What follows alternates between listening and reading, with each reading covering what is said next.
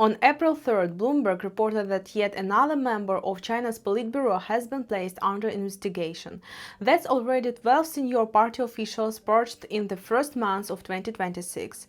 New trade investigations against China were launched last month. Military drills around Taiwan continue, and a high-stakes summit between Trump and Xi Jinping is now scheduled for May 14th and 15th, right inside the planetary window I'm about to describe. Coincidence? I don't think so, because on April 17th, a new moon activates a configuration in China's horoscope that last appeared in February and March of 1997.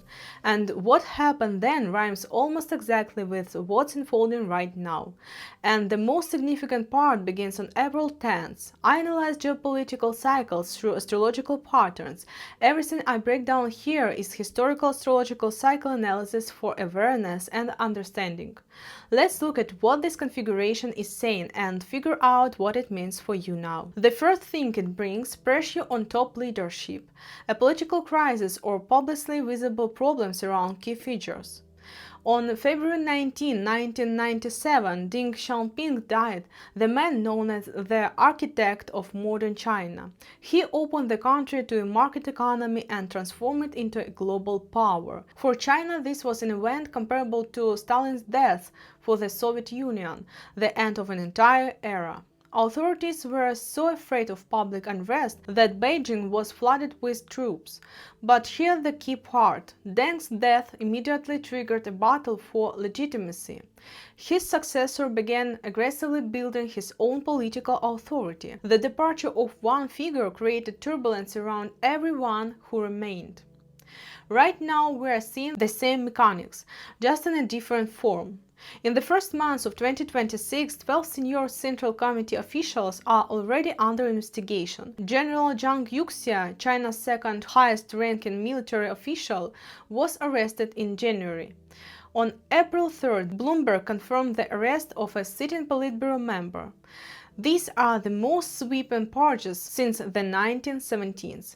The configuration says that starting April 10th, this pressure inside the system won't ease. It will reach a new level of visibility. Expect difficult moments and high-profile departures among China's top leadership. Why does this matter to you? When a system of power is unstable, China's negotiation position shifts unpredictably. And here's what makes this especially significant right now. Trump and Xi are scheduled to meet on May 14th and 15th, right in the middle of this planetary window. Whatever instability builds inside the Chinese system between April 10th and that summit directly shapes what kind of deal, if any, comes out of those meetings. And that affects your prices, your supply chains, and the trajectory of the trade relationship for the rest of the year. The second thing this configuration brings: a military show of force on the international stage. In the spring of 1997, China was preparing for the handover of Hong Kong. Right at the city's border, a large military force was assembled. Soldiers were trained to take control of key communications hubs, government buildings, and ports. And China deliberately allowed journalists and intelligence agencies to notice.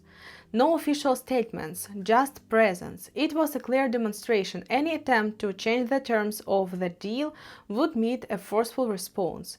China spoke without words. In early April 2026, China already conducted new drills around Taiwan. Analysts describe them as a rehearsal for a blockade of the island. The configuration says that from April 10th through May 17th, this pattern of force demonstration will continue. Military exercises, fleet movements, statements of readiness. Xi Jinping has made clear that Taiwan is the top priority issue in US-China relations. That statement set the stage for exactly what this planetary cycle historically produces: maximum pressure on strategic waterways, timed around high-stakes diplomatic moments. The Taiwan Strait is the maritime route through which a significant portion of world trade flows, including semiconductors from TSMC that power the entire American technology industry. If you follow markets, this is exactly the moment to watch in April and May. The third thing: legislative changes that look like reform but expand control. In March 1997, China's parliament passed amendments to the criminal code. On paper, a step forward. The concept of a counter-revolutionary crime was officially abolished. In practice, it was replaced by the phrase crimes against national security, broad enough that anyone inconvenient could still be prosecuted just with a different label on the door. A reform that wasn't a reform. From April 10th through May 17th, watch for new regulatory moves in China, maybe around technology access and foreign business, that appear reasonable on the surface but function as new points of leverage. This is how China historically signals strength without open escalation, and ahead of a summit, these moves often serve as negotiation chips. And the fourth thing, social tension along cultural and religious lines. In February 1997, large-scale civil unrest began in Xinjiang, a western region of China. The trigger was a ban on traditional religious gatherings. For the local population, this was a direct attack on their way of life and their faith. The tension moved beyond the region. Public safety incidents occurred first in Urumqi and then in Beijing itself.